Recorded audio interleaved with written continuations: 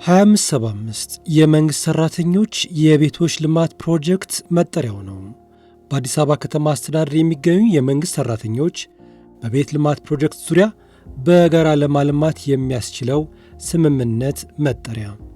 የኢትዮጵያ ንግድ ባንክ ከአዲስ አበባ ከተማ አስተዳደር ጋር በመሆን ይህንን ፕሮጀክት እውን ለማድረግ ስምምነት ሲፈጽሙም የአዲስ አበባ ከተማ ትምህርት ቢሮ ኃላፊዎች፣ የኢትዮጵያ ንግድ ባንክ የማኔጅመንት አባላት፣ የአዲስ አበባ ቤቶች ልማትና አስተዳደር እንዲሁም የአዲስ አበባ መምህራን ማህበር አመራሮችና የሚዲያ አካላት ከዚህም በተጨማሪ ጥሪ የተደረጋላቸው እንግዶች ታዳሚዎች ነበሩ። የዚህም ስምምነት ሙሉ መግለጫ እንደሚከተለው አዘጋጅተነዋል። አብራችሁን ቆዩ የአክብሮት ግብዣችን ነው።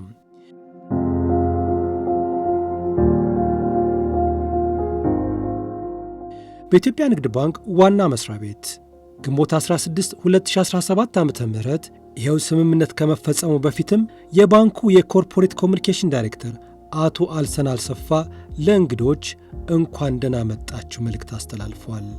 በታዛቢዎች ፊትም የሁለቱ ተቋማት ተወካዮች የ2575 የመንግሥት ሠራተኞች የቤት ልማት ፕሮጀክትን ለማልማት የሚያስችለውን የመግባቢያ ስምምነትም ተፈራርሟል።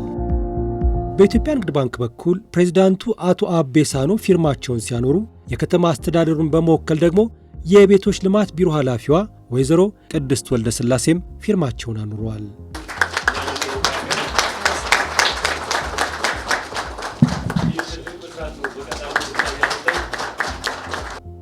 ወይዘሮ ቅድስት ፊርማቸውን ካስቀመጡ በኋላ ባንኩ በከተማ አስተዳደሩ ስር የሚገኙ የመንግሥት ሠራተኞችን የቤት ችግር ለመቅረፍ ያሳየውን ተነሳሽነት አድንቀው ለዚህም ምስጋና አቅርበዋል።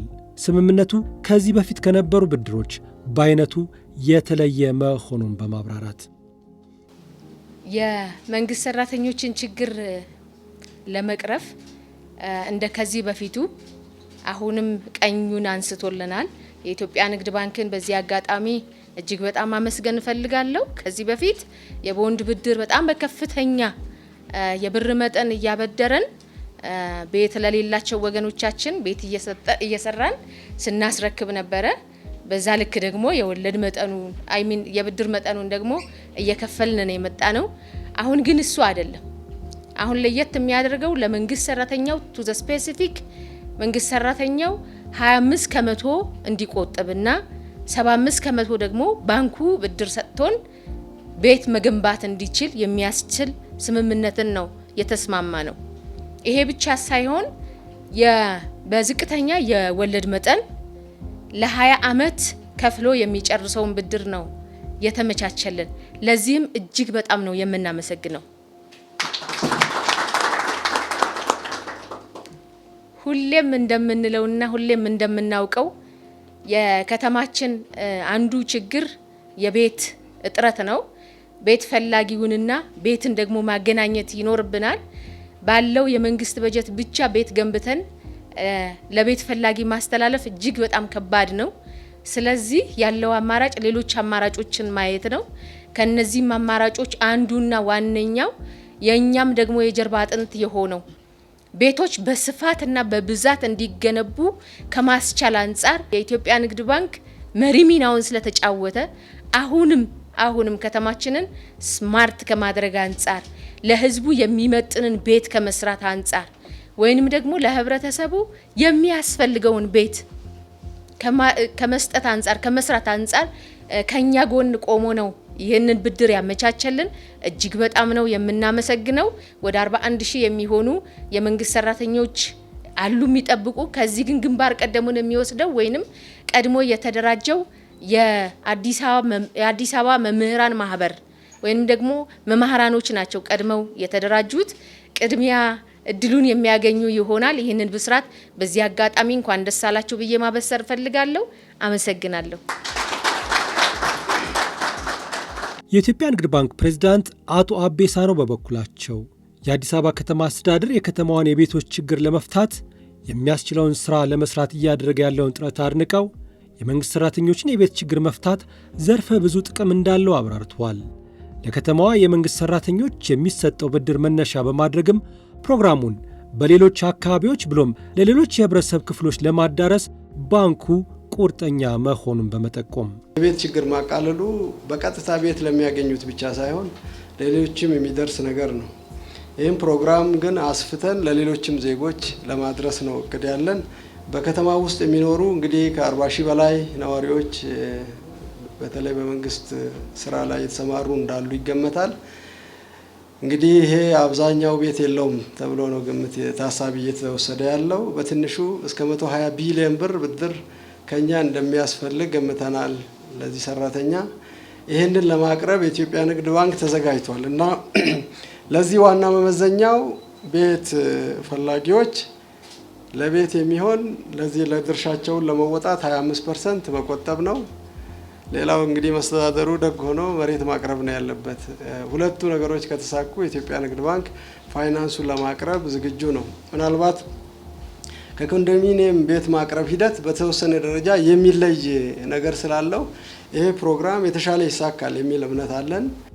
ፕሬዝዳንቱ አቶ አቤ ሳኖ የኢትዮጵያ ንግድ ባንክ ከአዲስ አበባ ከተማ አስተዳደር ጋር የሚፈራረመው የ2075 የመንግስት ሰራተኞች የቤቶች ልማት ፕሮጀክት ከዚህ በፊት ከነበሩት የቤቶች ልማት የብድር አካሄድ ጋር የሚለይበትን አንዳንድ ነጥቦች አንስተዋል።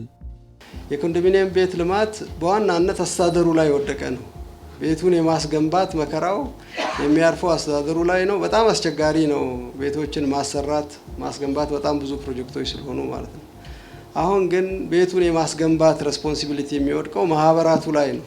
ሁሉም የየራሱን ቤት ተከታትሎ የማሰራት አቅም ይኖረዋል። ስለዚህ ይሄ ብድር የተዘጋጀው ለ20 ዓመት ነው። 20 ዓመት የግንባታ ጊዜን ይጨምራል። ስለዚህ የግንባታ ጊዜን በማሳጠር የመክፈያ ጊዜውን ማርዘም ይቻላል። የግንባታው ጊዜ ከተራዘመ የመክፈያ ጊዜ ያጥራል።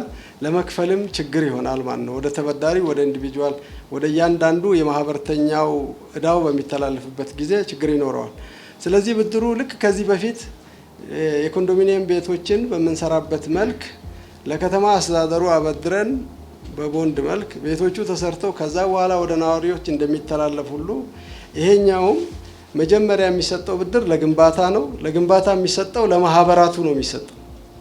ለማህበራቱ አባላት ሳይሆን በማህበር ተደራጅተው በማህበር ይበደሩና ብሎኩን ይገነባሉ ማለት ነው። ገንብተው ከጨረሱ በኋላ ለአባሎቻቸው ብድሩ ይተላለፋል። ይሄ ከሆነ ነዋሪዎች በፍጥነት ቤት ያገኛሉ። የብድር መክፈያ ጊዜያቸውም ረጅም ይሆናል ማለት ነው። ይሄ ማለት ከፍ ያለ ብድር ተበድረው ለቤቱ የሚያስፈልገውን ነገር ለማግኘት እድል ይሰጣቸዋል። ኮንትራክተር ወር ግንባታ ሂደቱ ከዘገየ የቤት ማግኘት ሂደቱ እየተወሳሰበ ነው። ስለሆነም ይላሉ አቶ አቤ ውል ከተያዘበት ጊዜ ጀምሮ በፍጥነት ገንብተው የሚያስረክቡ ኮንትራክተሮችን በመለየት በመከታተልና በመቆጣጠር ረገድ የከተማ አስተዳደሩ ትኩረት ሰጥቶ ሊሰራ ይገባል በሚል አሳስበዋል። የሚዘገይ ቤት በጣም ብዙ ዋጋ የሚያስወጣ ነው የሚሆነው። በቤቱ ቫልዩ ላይ ምንም የሚጨምር ነገር ሳይኖር ወጪ ይጨምራል። ትኩረት ተደርጎ በፍጥነት ገንብቶ የሚያስረክቡ ኮንትራክተሮች ኮንትራት በሚሰጥበት ጊዜ አንዱን ብሎክ ሳይጨርስ 3-4 ብሎክ መስጠት ሳይሆን አንድ ኮንትራክተር አንዱን ጨርሶ በአቅሙ ልክ ወደ ሌላ እንዲተላለፍ ማድረግ ያስፈልጋል። ምናልባት የኮንትራት ፕላኒንጉ ሲሪየስ አቴንሽን የሚፈልግ ጉዳይ ነው። ቢሮ ይህን ሲያሰራ በተለየ ሁኔታ ከኮንዶሚኒየም ግንባታ ሂደት የተማረውን እውቀት ወስዶ ይህም በተለየ ሁኔታ ማስተዳደር አለበት። አንድ ኮንትራክተር ምን ያህል ፕሮጀክት ነው በአንድ ጊዜ የሚሰጠው የሚለው እየጨረሰ ወደ ሌላ ቢያልፍ ጥሩ ነው። ብዙ መሬቶች እንዲቆፍር ከመፍቀድ ብዙ ብሎኮች እያመረተ የሚሰጥ ኮንትራክተር መፍጠር ይኖርብናል። ስለዚህ የግንባታ ሂደቱን የተሻለ ሆኖ እንዲፈጸም ጥረት እንዲደረግ በዚሁ አጋጣሚ አደራ ለማለት ነው። ይሄ ከሆነ እኛ 3 ዓመት ማክሲመም የግንባታ ጊዜ፣ ቤቱ ካለቀ በኋላ ደግሞ ለእያንዳንዱ ማህበርተኛ ሲተላለፍ 1 ዓመት የዋና ብድር መክፈያ የእፎይታ ጊዜ ለመስጠት ተስማምተናል። 4 ዓመት በድምሩ ማለት ነው። በ4 ዓመት ውስጥ ወለድ ብቻ ነው የሚከፈለው። ዋና ብድር መከፈል አይጀምርም።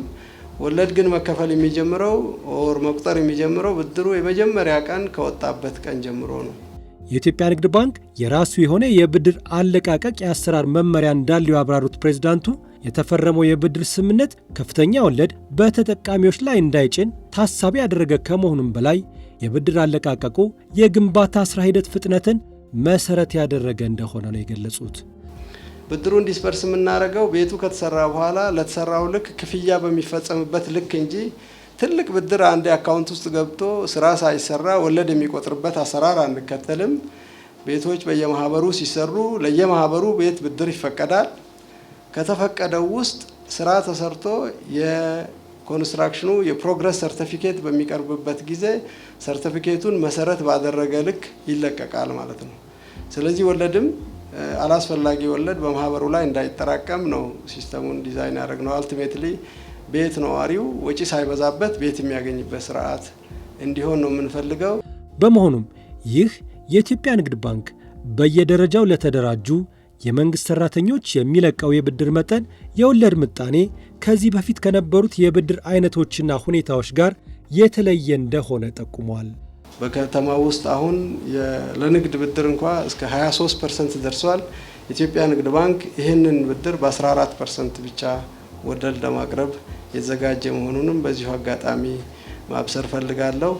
ለኮንዶሚኒየም ብድር በብዙ ዘመን የተሰጠ 12% ነው የምናስከፍለው። ባለፈው የወለድ ማሻሻያም ስናደርግ ወለድ አልጨመርንም። የኮንዶሚኒየም ተበዳሪ ላይ ሌሎች ላይ ሲጨመር ወለዱ በቂ ስለሆነ ሳይሆን መክፈል አይችሉም ብለን ግምት በመውሰድ ነው።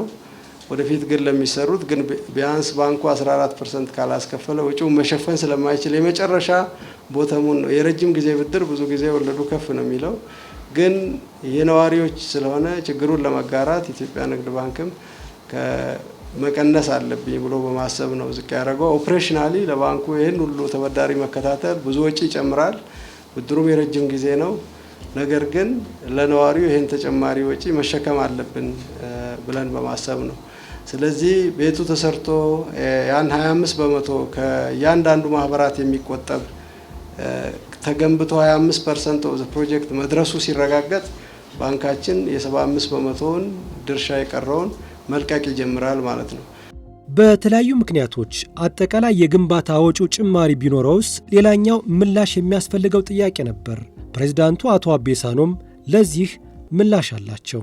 የወጪ ጭማሪ ቢፈጠር ሁለታችንም በድርሻችን ልክ ተጨማሪ እናዋጣለን ማለት ነው። ቆጣቢውም ባለቤቱ 25% ድርሻውን ከተጨማሪ ወጪ ላይ፣ ኢትዮጵያ ንግድ ባንክም የተጨማሪውን 75% ፋይናንስ እየሰጠ ቤቱ እስኪያልቅ ድረስ ይሄዳል። ወጪ ሳይጨምር ግን ቤቶች ቢያልቁ ተመራጩ ነገር እሱ ነው። ስምምነት በተደረገው መሰረት ወጪውን በከፍተኛ ደረጃ ማሳጠር፣ ነዋሪው ደግሞ በፍጥነት ቤት እንዲያገኝ ስለሚያስችል አሁንም አጽንኦት መስጠት እንፈልገው መልሼ የግንባታ ሂደቱ ላይ ትኩረት እንዲደረግ ነው። በዚህ አጋጣሚ እንግዲህ የአዲስ አበባ ነዋሪዎች በተለይም የመንግስት ሰራተኞች እንኳን ደስ ያላችሁ ማለት ፈልጋለሁ። አመሰግናለሁ።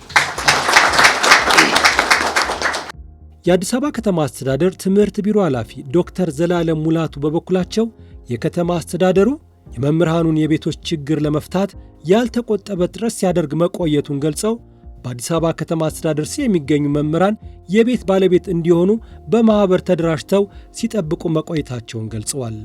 በዚህ የመደራጀት ሂደትም ከ23000 በላይ መምህራን ከ350 በላይ በሚሆኑ ማህበራት ተደራጅተው ሲጠባበቁ እንደነበር ነው የገለጹት። ዋነኛው ችግር ሆኖ የቆየውም የገንዘብ አቅራቢ እንደነበር ያነሱት ዶክተር ዘላለም ሙላቱ አሁን ግን የኢትዮጵያ ንግድ ባንክ ለዚህ ጥያቄ ምላሽ በመስጠቱ እጅግ ደስተኛ መሆናቸውን ያብራራሉ። የብድር አቅርቦትን ከተለያዩ ባንኮች ጋር ከተለያዩ አበዳሪ ተቋማት ጋር ስንነጋገር መቆየታችን ይታወሳል።